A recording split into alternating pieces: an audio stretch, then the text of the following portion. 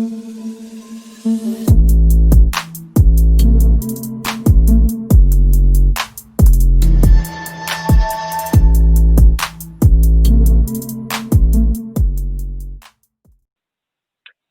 and welcome to the RV show. My name is Vinay. And my name is Rohan. So, our first story comes from the presidential election. The election craziness is coming to an end.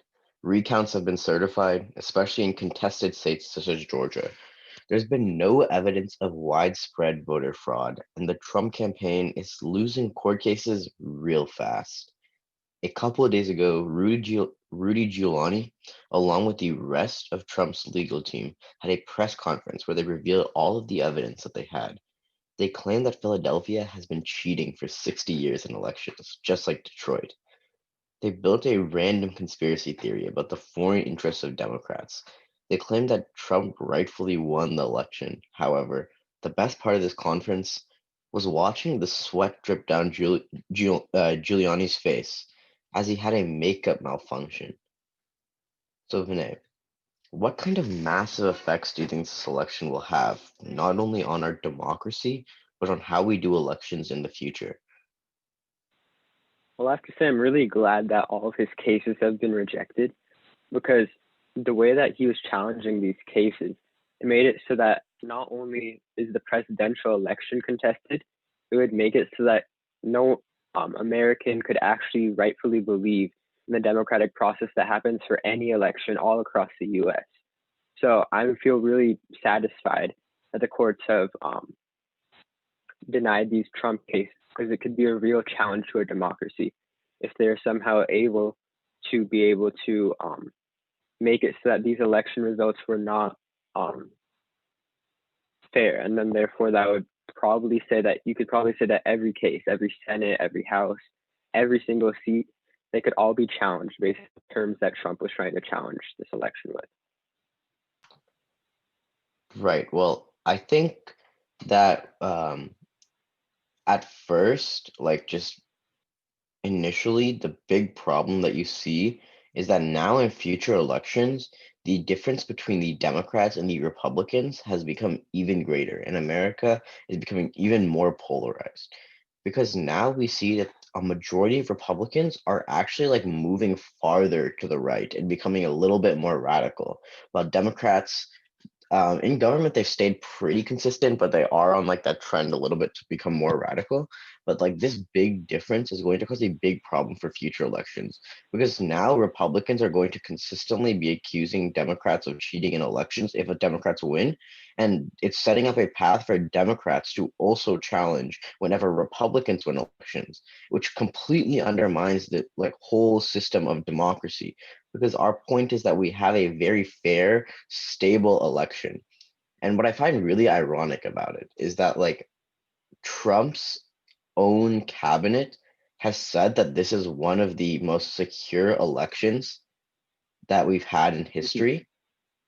And yet Trump is challenging only the presidential race and not Senate races and House races, which I find really funny.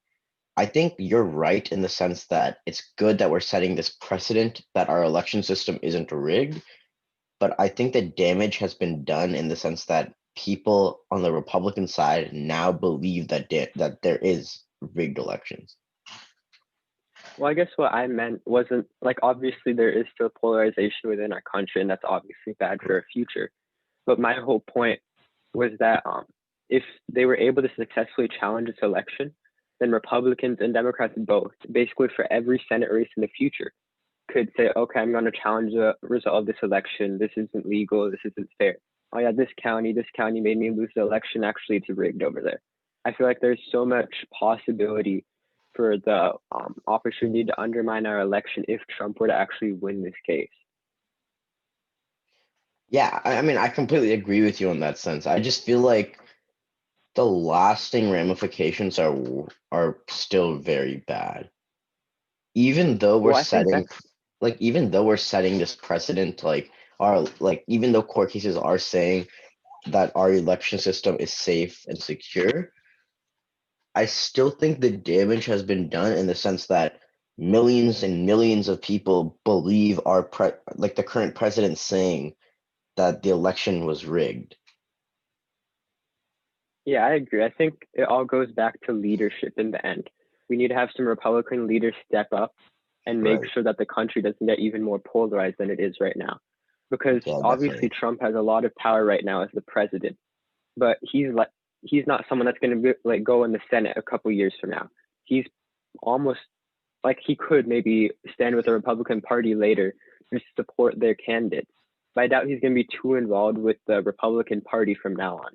So if the Republicans keep a nice solid leadership and make sure that the Americans feel confident in the election process, I think that the long-term ramifications could be limited. Yeah, definitely. I agree with that. I think like setting precedent is really important. Um, and like making sure that like the courts establish our election wasn't rigged. Um, but I still do think like at some point you have to outweigh like what actual people think. Because what the law says we've learned it doesn't really matter if no one in the country believes that. Yeah, that's Um, I guess like let's talk a little bit more about our current election system.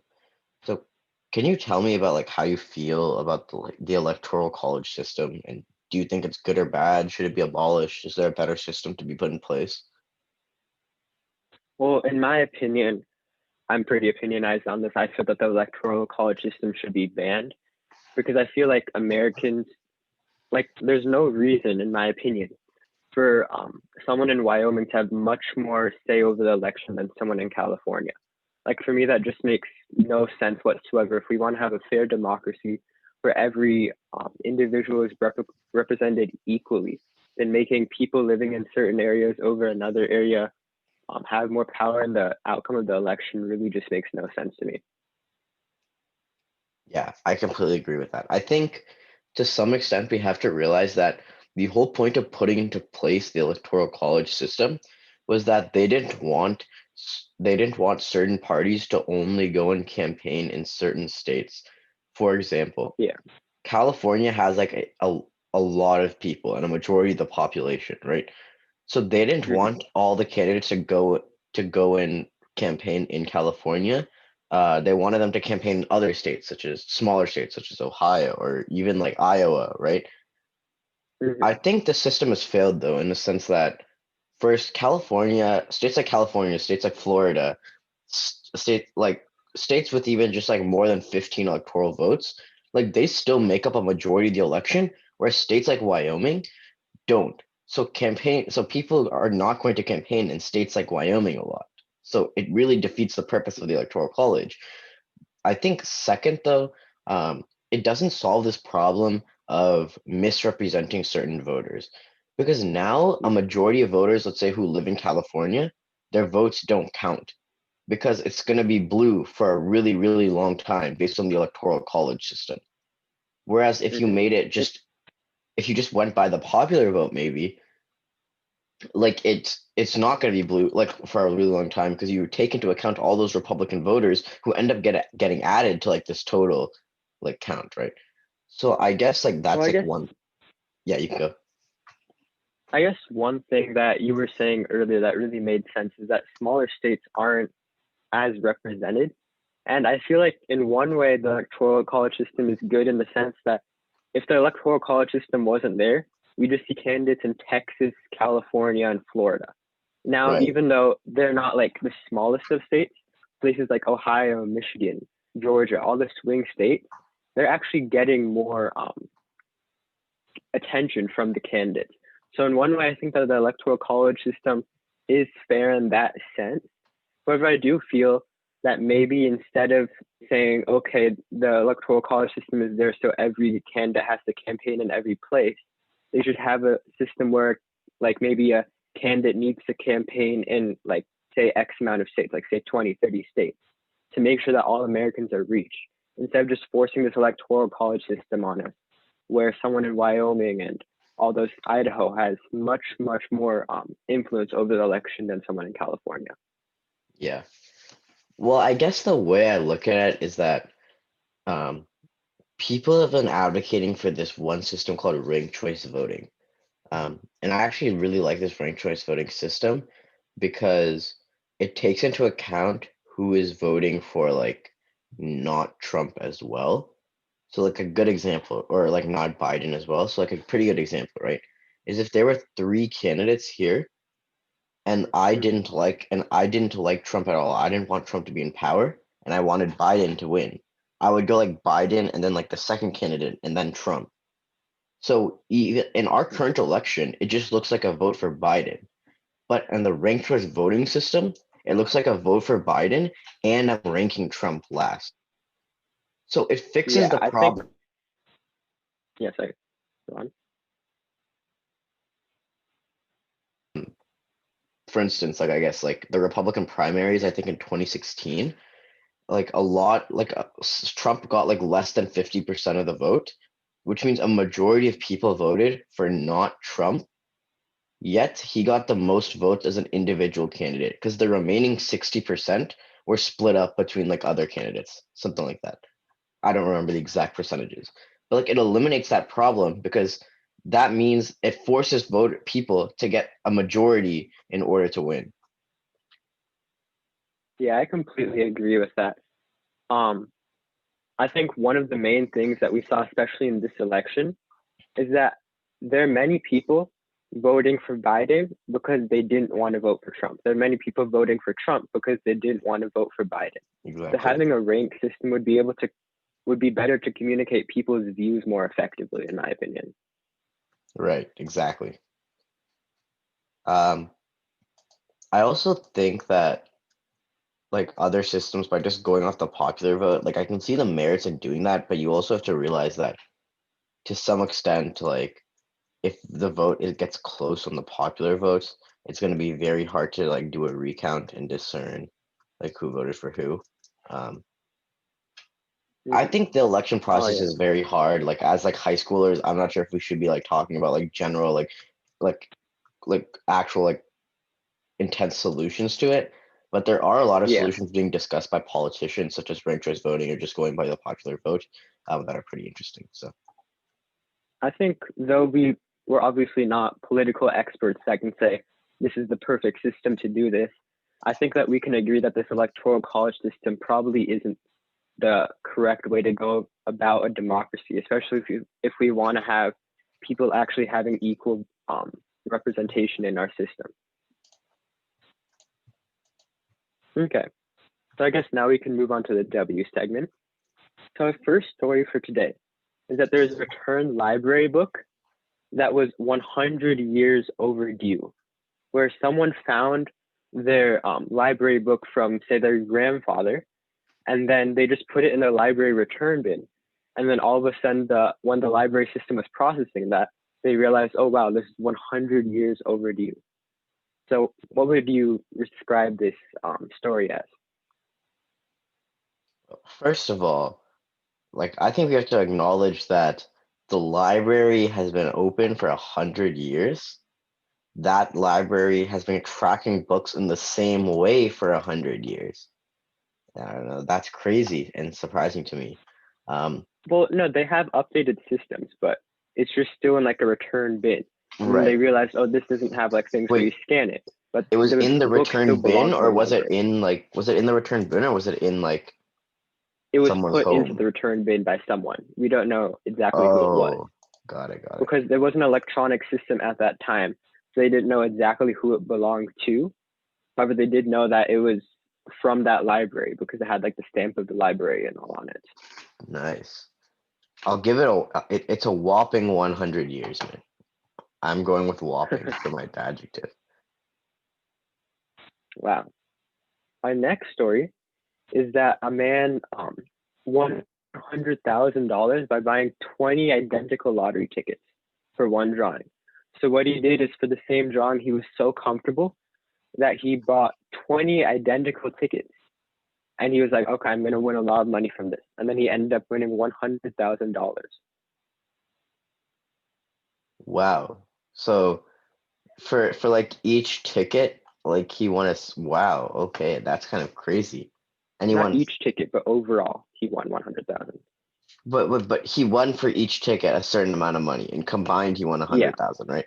And so Yeah. he bought 20 tickets, right? Which is Mhm. kind of crazy because that means he got like $5,000 per ticket, which is pretty Pretty genius. good. Yeah, so I'm gonna give it a witty because that's really smart. I mean, if you're confident, maybe he rigged the system. Maybe he knew he was going to win it. He knew that Well, that it was weren't the the right perfect card. numbers. What? It was it wasn't like the perfect thing, but it had like enough numbers to still get him a reward from that. It wasn't Oh, the perfect interesting. combination. Interesting. So what Okay. oh, you already called it witty. Yeah, wait, Okay, witty, so our witty, witty. next story is that a wallet was lost on an Australian beach by a foreigner 25 years ago, and then it was found and returned to the owner today. I mean, not today, but this week. Hmm. Where they lost it on a beach, like was it buried in the sand or did it go in the water Um, I don't know exactly the details of how it originally was lost, but the wallet somehow was washed up back onto the beach by the when they found it. do you does it say the contents of the wallet? That'd be really interesting. Oh, there was just only $5 in the wallet, but it was still a lost wallet in the end. Only $5. But he bought himself a coffee as soon as he got it back. So Oh, oh, that's nice. You know what? I'm giving that a wonderful. He found his wallet. mm, You know what? I could also give it a waterproof. The fact that the wallet was able to withstand the beach and the ocean water, and it made it with $5. mhm. Wonderful and waterproof. I'll go with those. So our next story was kind of a scary one at first, where an elephant fell into a 55-foot deep well in India. But after using two cranes in a 14-hour operation, the forest department was able to take out the elephant from that well and rescue it to safety.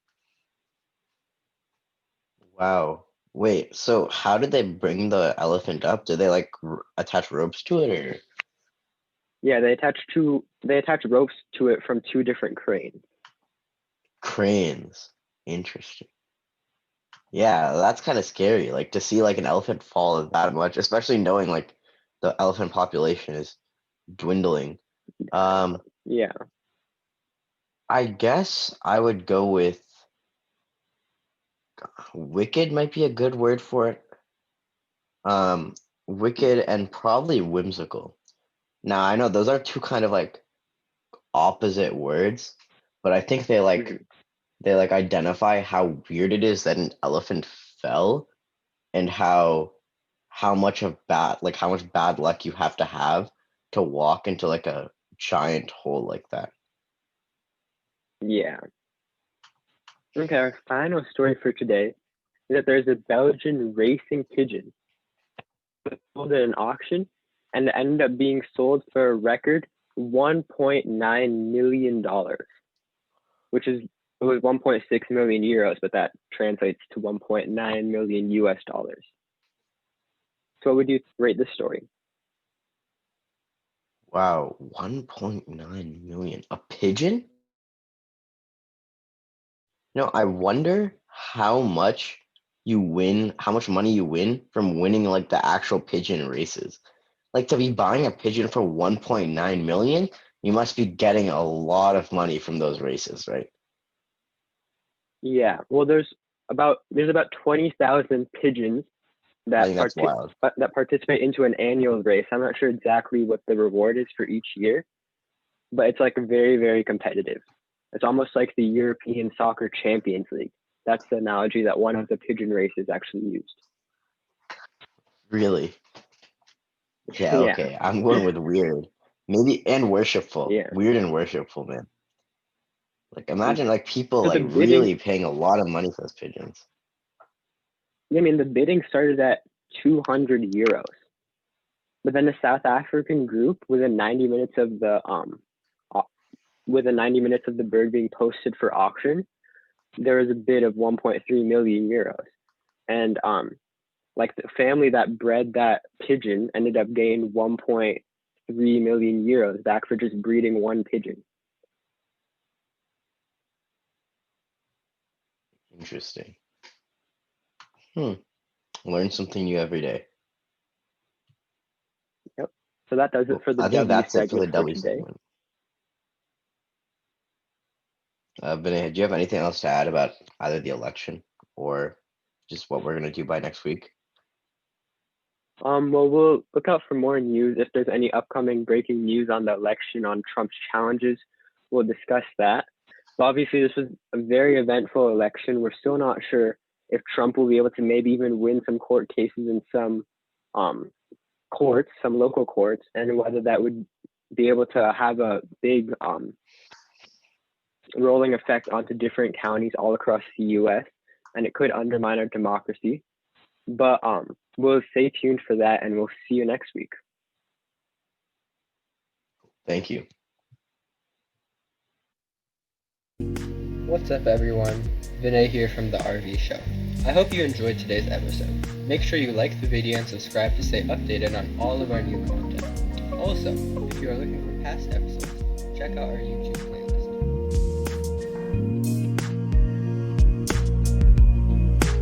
playlist.